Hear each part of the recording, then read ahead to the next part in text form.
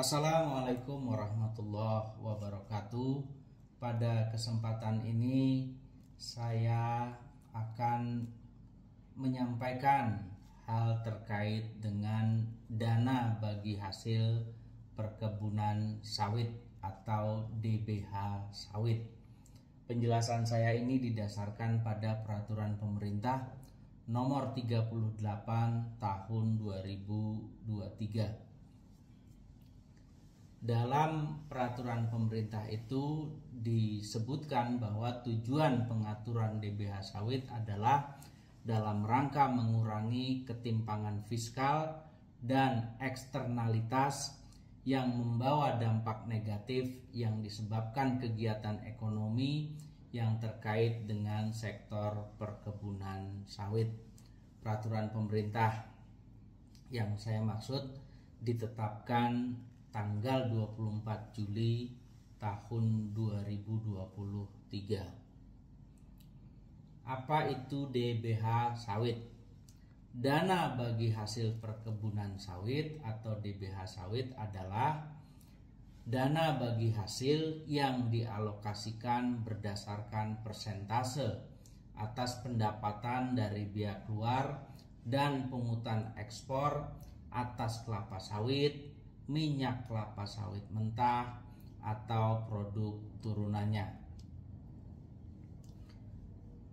Kemudian pengaturan mengenai sumber DBH sawit. Dana bagi hasil sawit merupakan bagian dari transfer ke daerah atau TKD. DBH sawit bersumber dari penerimaan negara atas biaya keluar yang dikenakan atas kelapa sawit, minyak kelapa sawit mentah atau produk turunannya berdasarkan peraturan menteri mengenai penetapan besaran tarif biaya keluar, dan pungutan ekspor yang dikenakan atas kelapa sawit, minyak kelapa sawit mentah atau produk turunannya berdasarkan peraturan menteri mengenai penetapan besaran tarif pungutan ekspor. Pagu DBH sawit. Pagu DBH sawit ditetapkan berdasarkan realisasi penerimaan negara 1 tahun sebelumnya. Dalam hal realisasi penerimaan negara belum tersedia, dapat digunakan perkiraan realisasi penerimaan negara sampai dengan akhir tahun anggaran. Data realisasi penerimaan atau perkiraan realisasi penerimaan sampai dengan akhir tahun anggaran bersumber dari kementerian atau lembaga pemerintah terkait. Kemudian ketentuan mengenai pagu DBH sawit terendah. Pagu DBH sawit ditetapkan paling rendah sebesar 40% dari penerimaan negara. Pemerintah dapat menetapkan alokasi minimum DBH sawit. Dalam hal ditetapkan alokasi minimum DBH sawit, pemerintah dapat menggunakan sumber penerimaan lain yang dilaksanakan dengan mekanisme APBN. Pagu DBH sawit atau alokasi minimum DBH sawit ditetapkan dalam peraturan presiden mengenai rincian APBN. Kemudian pengaturan mengenai pembagian DBH sawit. DBH sawit dibagikan kepada provinsi yang bersangkutan sebesar 20%, kabupaten kota penghasil sebesar 60%, dan kabupaten kota lainnya yang berbatasan langsung dengan kabupaten kota penghasil sebesar 20%. Penentuan besaran rincian alokasi DBH sawit yang dibagikan kepada provinsi, kabupaten kota dilakukan dengan mempertimbangkan indikator sebagai berikut: 1. Luas lahan perkebunan sawit, 2. Produktivitas lahan perkebunan sawit, dan 3. Indikator lainnya yang ditetapkan oleh menteri.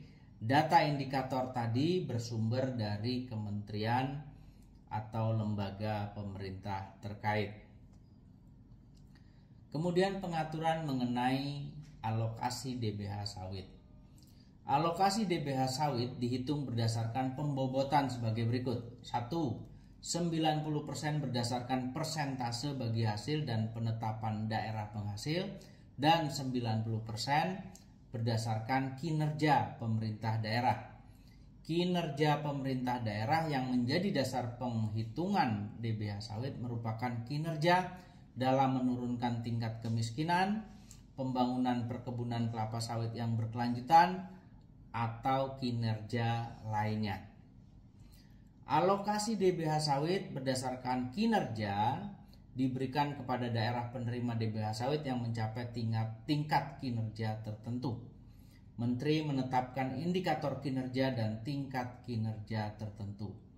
Dalam menetapkan indikator kinerja, Menteri dapat berkoordinasi dengan pimpinan lembaga pemerintah terkait. Masih alokasi DBH sawit, Kementerian melakukan perhitungan rincian alokasi DBH sawit per provinsi, kabupaten, kota. Pemerintah dapat menetapkan alokasi minimum DBH sawit untuk provinsi, kabupaten, kota. Rincian alokasi DBH sawit per provinsi, kabupaten, kota atau alokasi minimum DBH sawit untuk provinsi, kabupaten, kota ditetapkan dalam peraturan Presiden mengenai rincian APBN. Kemudian penganggaran, ketentuan mengenai penganggaran DBH sawit. Daerah penerima alokasi DBH sawit menganggarkan DBH sawit dalam APBD. Dalam rangka penganggaran DBH sawit daerah menyusun rencana kegiatan dan penganggaran DBH sawit. Rencana kegiatan dan penganggaran atau RKP DBH sawit tadi dibahas bersama kementerian lembaga terkait. Pemerintah provinsi mengordinasikan pembahasan RKP DBH sawit dengan kabupaten kota di wilayahnya. Selanjutnya pengaturan mengenai penggunaan DBH sawit. DBH sawit digunakan untuk membiayai kegiatan meliputi pembangunan dan pemeliharaan infrastruktur jalan atau kegiatan lainnya yang ditetapkan oleh Menteri. Pemenuhan pendanaan kegiatan disinergikan dengan jenis pendanaan lainnya sesuai dengan ketentuan peraturan perundang-undangan. Kemudian pengaturan mengenai penyaluran DBH sawit. Penyaluran DBH sawit dilaksanakan dengan cara pemindah bukuan dari rekening kas umum negara ke rekening kas umum daerah.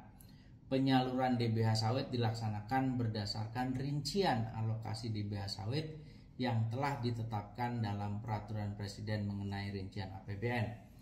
Penyaluran DBH sawit dapat dilaksanakan secara sekaligus atau bertahap. Dalam hal daerah tidak memenuhi persyaratan dalam penyaluran DBH sawit yang ditetapkan dalam peraturan perundang-undangan, dapat dilakukan penundaan penyaluran atau penghentian penyaluran DBH sawit. Masih terkait penyaluran DBH sawit, dalam hal penyaluran DBH sawit lebih kecil dari nilai DBH sawit yang dihitung berdasarkan realisasi penerimaan anggaran yang dibagi hasilkan sampai dengan akhir tahun anggaran, Menteri menetapkan kurang bayar. Dalam hal penyaluran DBH sawit lebih besar dari nilai DBH sawit yang dihitung berdasarkan realisasi penerimaan anggaran yang dibagi hasilkan sampai dengan akhir tahun anggaran, Menteri menetapkan lebih bayar. Perhitungan kurang bayar atau lebih bayar mempertimbangkan alokasi minimum DBH sawit untuk provinsi, kabupaten, kota. Jangka waktu penyelesaian kurang bayar mempertimbangkan kemampuan keuangan negara.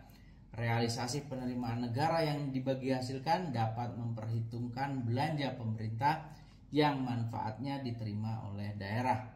Penetapan kurang bayar, penetapan lebih bayar, dan tata cara penyaluran kurang bayar atau penyelesaian lebih bayar diatur lebih lanjut dengan peraturan Menteri.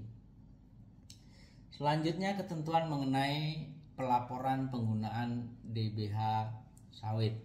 Gubernur menyusun dan menyampaikan laporan penggunaan DBH sawit kepada Menteri atau pimpinan lembaga pemerintah terkait. Bupati Wali Kota menyusun dan menyampaikan laporan penggunaan DBH sawit kepada Gubernur, Menteri atau pimpinan lembaga pemerintah terkait. Laporan penggunaan DBH sawit digunakan sebagai bahan pelaksanaan pemantauan dan evaluasi.